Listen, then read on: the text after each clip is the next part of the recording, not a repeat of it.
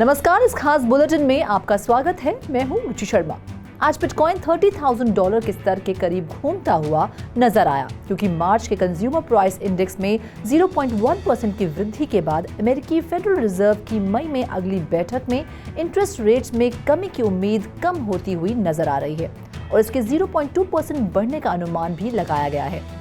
Latest inflation data well या large investor activity में बदलाव और इथेरियम शंघाई अपग्रेड के अनावरण के साथ मेल खाता है। इस बीच सबसे प्रतिष्ठित शंघाई हार्ड फोर्क, जिसे शपेला के रूप में भी जाना जाता है, 2227 यूटीसी पर पूरा हुआ और लगभग 2242 यूटीसी पर फाइनल हुआ। इस अपग्रेड के बाद ब्लॉकचेन पर विड्रॉल्स की सुरक्षा और पुष्टि करने के लिए जिन यूजर्स ने अपने ईथर को स्टेक किया था, वे अब अपने फंड्स को वापस विड्रॉ कर सकते हैं। beaconchart.in के अनुसार शंघाई अपग्रेड सक्रिय होने के लगभग आधे घंटे बाद ईपॉक 194,408 में लगभग $10 मिलियन मूल्य के 5,413 ETH के लिए लगभग 285 विड्रॉल्स एक्टिवेट किए गए थे। वहीं मार्केट वैल्यू के हिसाब से दूसरा सबसे बड़ा वीडीए यानी ईथर $1,911 के स्तर पर कोट किया गया। दिन के लिए दो प्रमुख इवेंट्स सीपीआई और शंघाई अपग्रेड के बाद डिजिटल एसेट स्पेस वॉल्यूम की वापसी दिखाई दे रही है। इस बीच पिछले 24 घंटों में क्रिप्टो मार्केट कैप में 0.66% की कमी आई है, जो अब $1.23 ट्रिलियन है। हालांकि कुल क्रिप्टो मार्केट वॉल्यूम में इसी अवधि में 9.88% की वृद्धि देखी गई है, जो $48.48 बिलियन तक पहुंच गई है। इसमें से डीफाई का हिस्सा 9.33% है, जबकि स्टेबल कॉइन 89.86% है। डोमिनोज के संदर्भ में बिटकॉइन में 0.23% की कमी देखी गई है, जो अब 47.17% है। इस दौरान FTX के फिर से शुरू होने की खबरों ने मार्केट में ऑप्टिमिज्म भर दिया है, क्योंकि इसके नेटिव टोकन मीनवाइल की कीमत अधिक बढ़ गई है।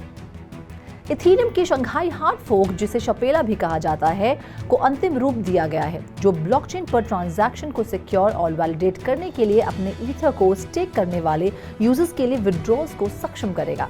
शंघाई अपग्रेड को 2227 यूटीसी पर शुरू किया गया था और लगभग 2242 यूटीसी पर अंतिम रूप दिया गया था।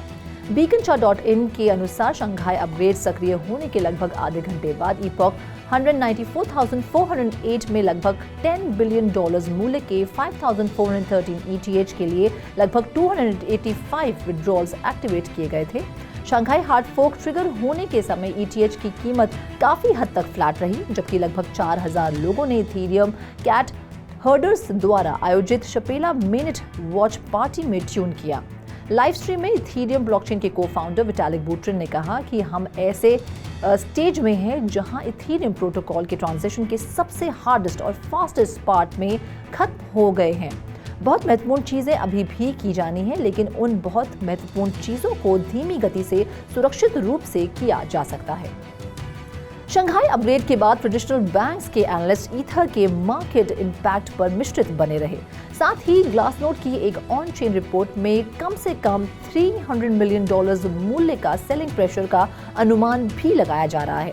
ग्लासनोड ने ऑन चेन डेटा का हवाला देते हुए एक रिपोर्ट में कहा, हम अनुमान लगाते हैं कि शंघाई अपग्रेड के बाद कुल 170,000 ETH बेचे जाने का इरादा है। साथ ही टोटल एक्यूमुलेटेड रिवॉर्ड में से $190 मिलियन मूल्य का केवल 100,000 ETH ही निकाला और बेचा जाएगा। ग्लासनोड ने कहा कि estimate 50% withdrawals, credential update, deposits के सेगमेंटेशन, इन्वेस्टर कन्विक्शन और प्रॉफिटेबिलिटी के आधार पर वॉलेट के व्यवहार, स्टेकिंग की अवधि और लीडो जैसे लिक्विड स्टेकिंग डेरिवेटिव प्रोडक्ट्स की उपस्थिति के आधार पर बनाया गया था। लेकिन बुल्स के पास फेयर का कोई कारण नहीं हो सकता है, क्योंकि सेलिंग प्रेशर जल्दी से अब्जॉर्ब होने की संभावना है और ईथर की कीमतों पर इसका ओवरऑल इम्पैक्ट कम होता है।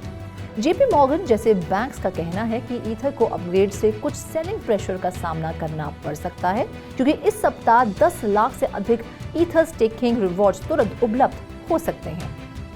सिंगापुर स्थित क्रिप्टो ऑप्शंस ट्रेडिंग की दिग्गज कंपनी QCP कैपिटल को उम्मीद है कि आने वाले शपेला हार्ड फोर्क, जिसे शंघाई अपग्रेड करार दिया गया है, के बाद ईथर बिटकॉइन रेशियो में गहरी गिरावट आएगी।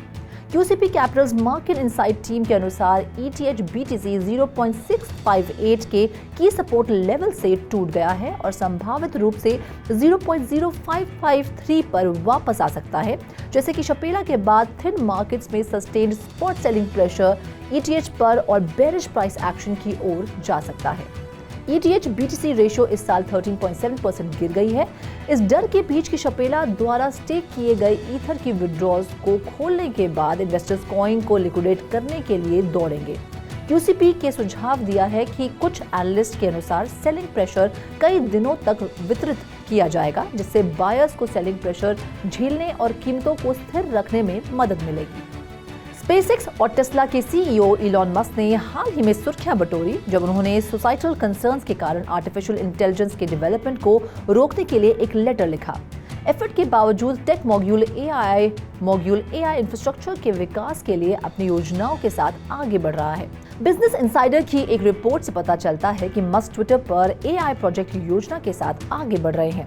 कंपनी से परिचित 2 अनोनिमस सोर्सेज के मुताबिक ट्विटर के CEO ने हाल ही में प्लेटफॉर्म पर इस्तेमाल के लिए करीब 10,000 ग्राफिक प्रोसेसिंग यूनिट खरीदे हैं। आमतौर पर GPUs बड़े पैमाने पर AI मॉडल पर काम करते हैं क्योंकि इस टेक्नोलॉजी को मैसिव कंप्यूटेशन पावर जरूरी होती है। यह 18 मार्च को मस्क के एक ट्वीट को फॉलो करता है जिसमें उन्होंने कहा था कि कंपनी ट्विटर पर पब्लिक ओपिनियन में मैनिपुलेशन का पता लगाने और डिटेक्ट करने के लिए AI का उपयोग करेगी। अनोनिमस सोर्सेज ने कथित तौर पर प्रोजेक्ट को अपने शुरुआती चरण में माना था, लेकिन इतनी मात्रा में GPUs की खरीद से पता चलता है कि मस्क इसके लिए कमिटेड है। सूत्रों में से एक ने कहा कि प्रोजेक्ट एक लार्ज लैंग्वेज मॉडल के साथ काम करता है। हालांकि सूत्रों ने यह भी कहा कि ट्विटर पर जनरेटिव AI की निश्चित भूमिका स्पष्ट नहीं है। ब्रूस ली फाउंडेशन NFT संचालित वीडियो प्लेटफॉर्म शिबुया के साथ एक नई पार्टनरशिप के लिए लेट लेजेंडरी मार्शल आर्टिस्ट और एक्टर के लिए Web3 प्रेजेंस एस्टैब्लिश करेगा। प्लान्स को सोशल मीडिया पर मंगलवार को ली के एक क्लासिक वीडियो इंटरव्यू क्लिप के साथ साझा किया गया था, जिसमें वह लाइव फुटेज से एनिमे स्टाइल रेंडिशन में बदल जाता है। शिबुया ने एक ओपन एडिशन इथेरियम NFT जारी की, जिसका अर्थ है कि मिंट खत्म होने से पहले अनलिमिटेड नंबर में खरीदी जा सकती है। 0.008 ETH ईच या लगभग $15 में। House of Lee Genesis NFT में ली की आर्टवर्क है, जिसे एमिली पीपल प्लीजर यांग द्वारा हाथ से तैयार किया गया था और शैनन ली लेट आइकन की बेटी और ब्रूस ली फाउंडेशन के फाउंडर और प्रेसिडेंट की कोलैबोरेशन से डिजाइन किया गया था। सिंगापुर स्थित bitcoin mining firm BitDeer technology group इस शुक्रवार को नैस्डैक पर सार्वजनिक होने के लिए तैयार है। ये $4 बिलियन डील को पूरा करने में कई देरी के बाद एक special purpose acquisition company merger का हिस्सा होगा।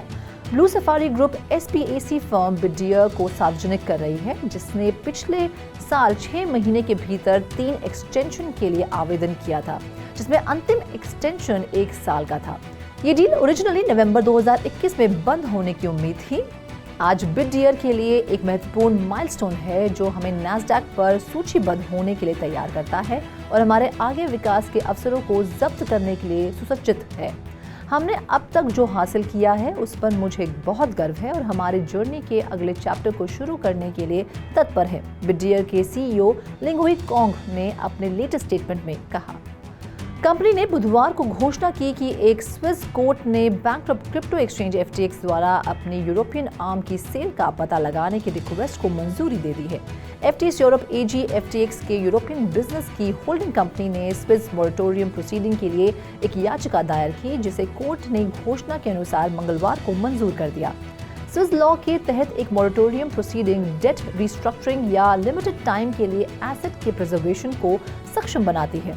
कंपनी की घोषणा के अनुसार स्विस कोर्ट ने FTX यूरोप AG के लिए एक एडमिनिस्ट्रेटर भी अपॉइंट किया है, जो US में FTX की बैंक्रप्सी की प्रोसीडिंग्स में डेटर भी है। नोटिस में स्पष्ट किया गया है कि Swiss headquarters FTX European union limited से फंड्स की विड्रॉल की अनुमति देने की तैयारी में कस्टमर बैलेंसेस की पुष्टि करने की प्रोसेस को मोरेटोरियम नहीं रोकेगा। ZA बैंक हांगकांग की virtual bank crypto fiat exchange की सर्विसेज प्रदान करेगी और क्रिप्टो अकाउंट सर्विसेज की अनुमति देगी।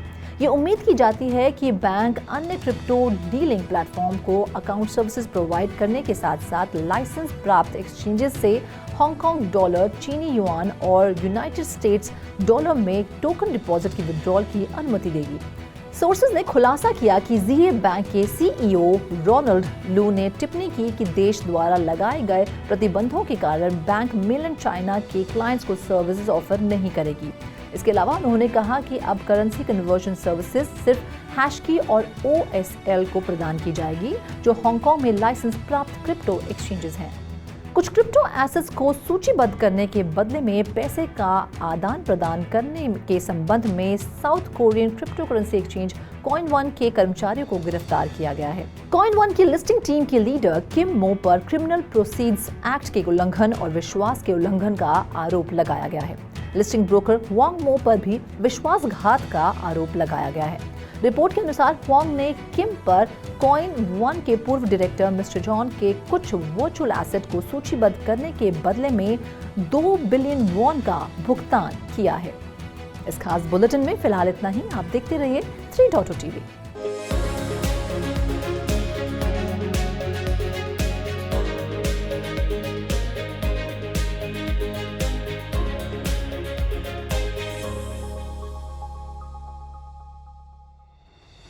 Bitcoin, the largest virtual digital asset or VDA by market capitalization, was hovering near $30,000 level as the expectations for the US Federal Reserve lowering interest rates at its next meeting in May diminished following the 0.1% increase in March Consumer Price Index.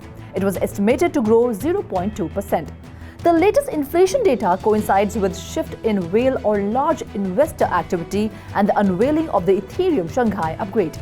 Meanwhile, the most awaited Shanghai hard fork, also known as Shapela, is completed at 22:27 UTC and finalized at about 22:42 UTC. The upgrade enabled withdrawals for users who have staked their Ether to secure and validate transactions on the blockchain. Roughly half an hour after the Shanghai upgrade was activated, some 285 withdrawals in Epoch 194,408 had been processed for about 5,413 ETH, which is about $10 million according to beaconchart.in. The second largest VDA by market value was quoted at $1,911 level. The digital asset space is witnessing return of volume following the two major events for the day, the CPI and Shanghai upgrade. The crypto market cap has decreased by 0.66% in the last 24 hours, now standing at $1.23 trillion. The total crypto market volume, however, has seen a 9.88% growth over the same period, reaching $48.48 billion. Of this, DeFi accounts for 9.33%, while stable coins make up 89.86%. In terms of dominance, Bitcoin has seen a 0.23% decrease, now standing at 47.17%. Meanwhile, reports of FTX resumption has filed optimism in the marketplace, with its native token FTT price soaring higher.